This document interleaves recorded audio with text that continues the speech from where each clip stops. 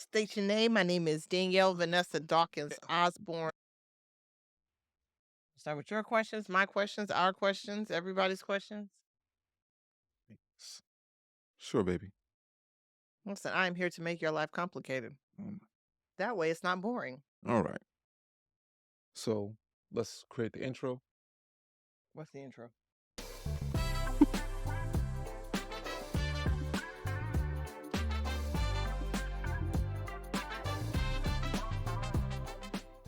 Is it too late to start investing gold and silver?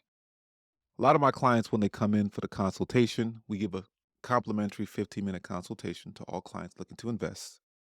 And first question I generally get asked is it too late? The price of gold is 2,700 and silver is going up. Bitcoin is over 100 grand, etc.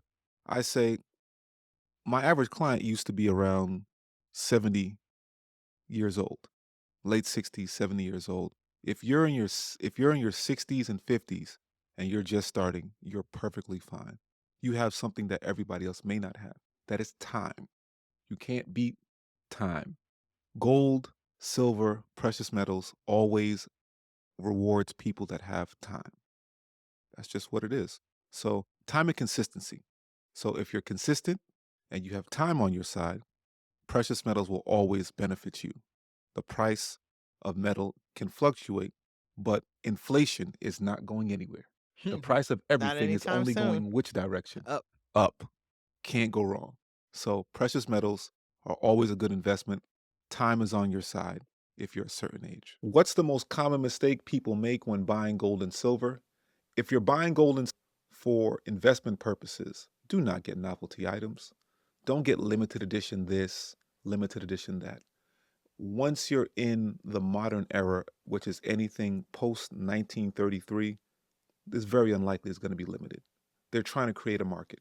The US Mint creates a whole bunch of things that may or may not be valuable on the back end, but you're not going to do your investing with those products. I always recommend stick to the basics. That's going to be your Eagles, that's going to be your sovereign mint coins. Your standard mint items sizes include 1 ounce, 10 ounce. If you really want to get into the larger storage of, let's say, silver, then 100 ounce. If you want to get into that size range, great. But 1 ounce, 10 ounce on the silver. On the gold front, it's going to be 1 ounce, 100 gram, 10 ounce. Anything above that, then you're getting out the realm of what's regular.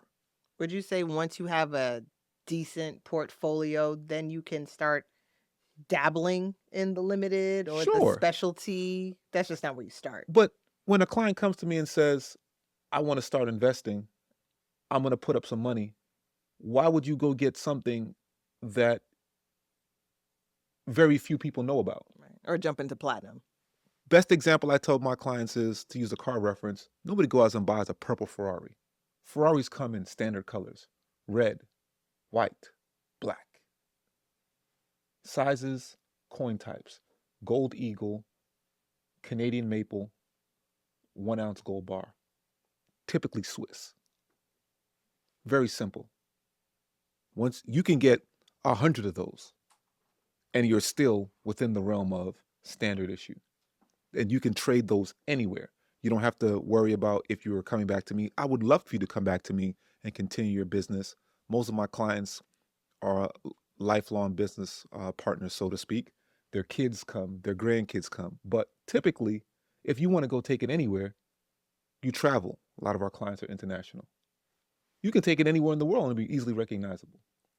Don't get into novelty items if you're looking to invest. If you're going to do it for the fun of it, to collect, just admire the artwork, sure, I do that. I've got novelty items, limited edition, Superman, Marvel characters. I've collected Disney characters for the kids, all that cool stuff. But that's not the standard. How do you build trust and long term relationships with clients in an industry that relies heavily on trust? First way that we build trust is information and being consistent. Clients ask questions, you want to be sure that you know as much about the service that they're specifically asking for. If they're looking to sell some precious metals, then my goal is to make sure I know as much about what they're selling as possible. Therefore, I'm going to get them the best possible price. I'm probably going to know what my competitors are offering. I'm probably going to know what the market is offering. My offers are based on the market, and that's how I provide reliability and consistency to the client so they feel comfortable enough to say, I trust what this person is telling me, and I'm willing to sell to them, and I'm getting the best price, or my needs are being fulfilled at the highest level. Surely being part of a family that's been in the industry for 40 years doesn't hurt either. You are correct. I've been doing it over a decade on a personal tip, but everybody claims to be a lot of things in the world today. So that's one of the aspects. The equipment that we have on site, you can test and verify anything. That's the number two seller behind, of course, the name and brand that which you represent, Alex Lexington. When you can test an item, I did a drop off for a client a couple days ago. They were like, "Hey, I need you to test this," or "I needed you to test this," and we tested it. It was what it's supposed to be. First thing they said, "Did you test it?" I said, "Sure." That lets them know that they believe everything, not everything, but they trust me. Therefore, what I said is going to be accurate, and what the product is going to be consistent. How do you educate clients on the benefits of investing in precious metals? I use a lot of real world scenarios when educating clients on precious metals. For example, silver. Bond trader client of mine told me one time, look at where the cost of living is and look at the price of silver. Simple analogy, something that people generally don't think about. Cost of living right now is somewhere around mid 20s. You have to make at least $25 an hour to You make. can't live on $20 an hour, can you? I'm just giving you the practicality. Silver's about $31 an hour, Okay. $31 That's an an ounce. ounce. Yeah. And cost of living, you need to make more than $20 an hour to live. So people want to know, simple analogy on just education, something that anybody can identify with if you're looking to invest, is silver outpaces the cost of living. That's crazy. I remember when silver was $10 an ounce. And back then, the cost of living was around $12. Less. So fast forward, here we are. But we have educational content. The Alex Lexington Network is an excellent source for clients. We have your typical social media stuff, but I like to do long format, sit down with clients, and I don't sit down with clients and record them, but the questions that I'm being asked by clients is what I generally try and put up. So YouTube, Spotify, we have the podcast, what we're doing right now.